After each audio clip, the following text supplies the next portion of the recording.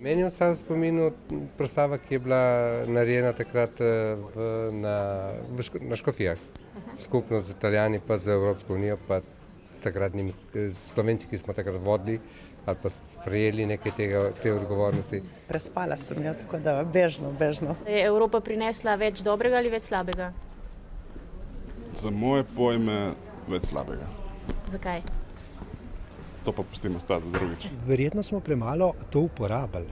Premalo smo te odprte možnosti. Veste, če te ponujene odprte možnosti ne izkoristiš, si sam pravzaprav odgovoren za to in mislim, da tukaj nismo naredili polnega izpita. Trenutno več slabega, ne? Kako gledamo nazaj? Pol.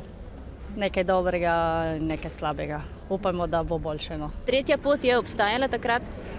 Ja, samostojnost. Samostojni bi bili. Ne bi bilo treba iti v Evropsko unijo. Ja, ne verjamem, da bi bila kakšna druga pot boljša od tej, kot pa Evropa. Vse vendar v Evropi živimo in smo odprti, lahko gremo kamorkoli hočemo.